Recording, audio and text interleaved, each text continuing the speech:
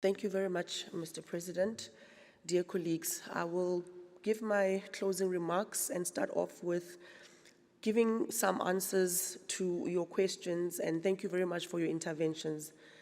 At both the clinical level as well as the level of health systems, and also importantly in underlying determinants of health, we must recognize equity and non-discrimination as immediate obligations. And in order to do so, we have to ensure that we end direct discrimination and also indirect discrimination that may include laws or policies or practices that may somewhat look neutral, however have a disproportionate or adverse impact on protected groups, such as documentation requirements that may lead to exclusion of migrants, people experiencing homeless or internally displaced persons from care. We must strengthen the conditions for dignified living as well by guaranteeing access to safe and adequate housing, food and water, safe working conditions, as well as education. We must protect the dignity and rights of health and care workers.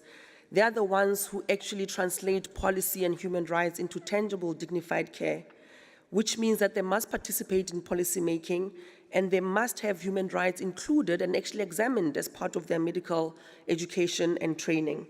It's important to view healthcare workers not just as defenders of the right to health, but as people who are critical for ensuring that the healing environment of patients is actually one that is dignified.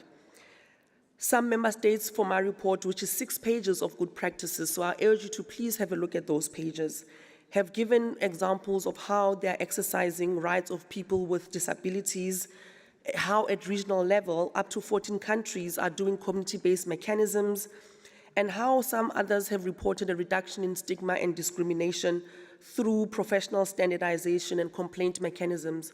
And I urge you all to please give a mandate that is funded and resourced to your national human rights institution.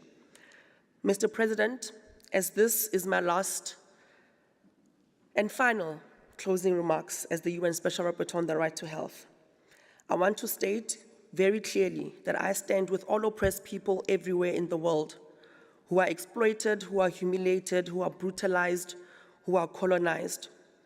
I have fulfilled this mandate for 6 years, viscerally aware, and understand very much the compounding and the crushing weight and the structural nature of the violations that they face every single day.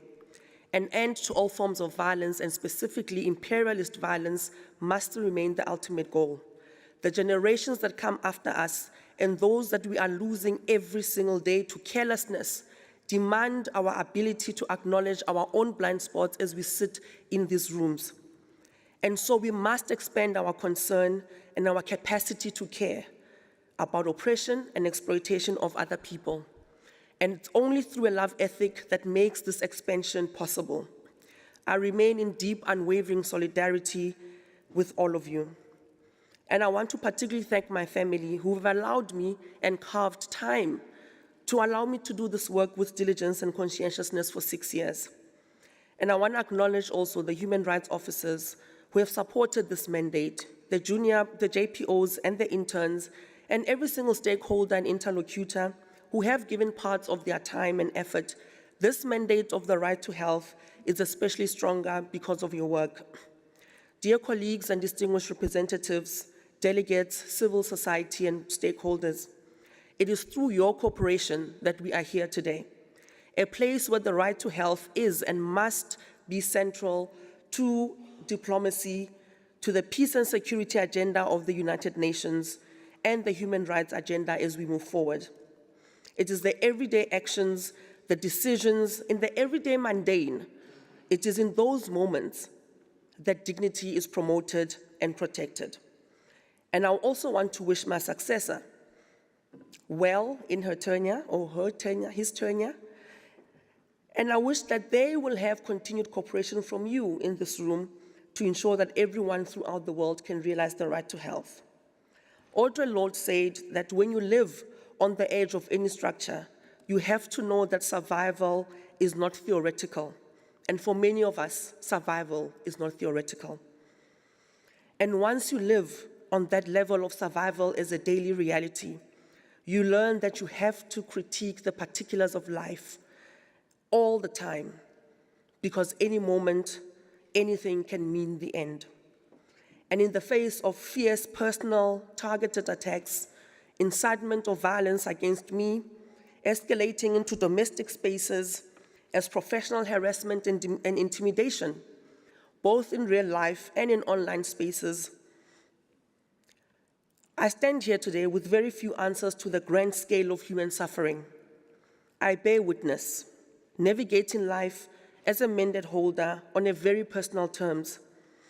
And with the greatest humility, I submit to you that it is my hope that my tenure and my attempt has been worthy of the trust of the billions of people who continue to have in this mandate, and more broadly, in the mechanisms of the United Nations.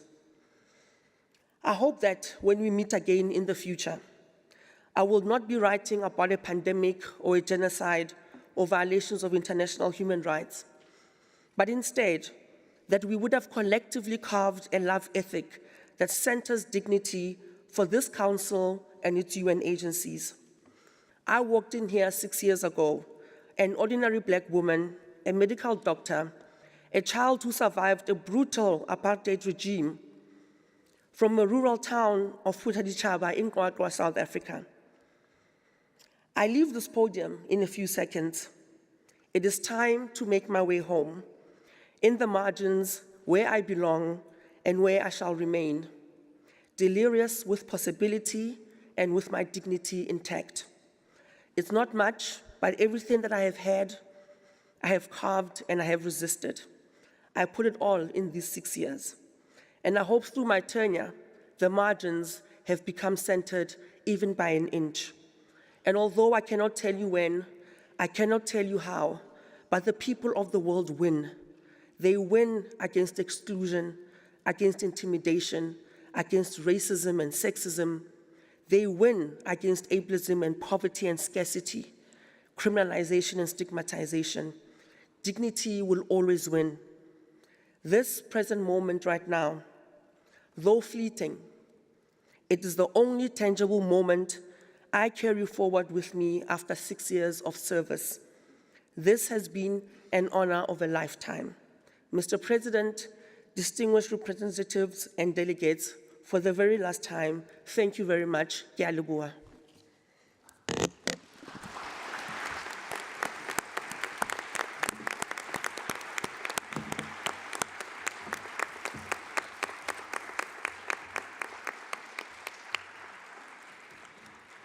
Muchas gracias. Con esto damos por concluido este diálogo interactivo. Señora Tlaleng Mofokeng, puesto que su mandato como relator especial llega a su fin, deseo aprovechar esta oportunidad para expresar en nombre del Consejo nuestro profundo agradecimiento por las valiosas contribuciones que ha aportado a la labor del Consejo y desearle muchos éxitos en sus futuras actividades.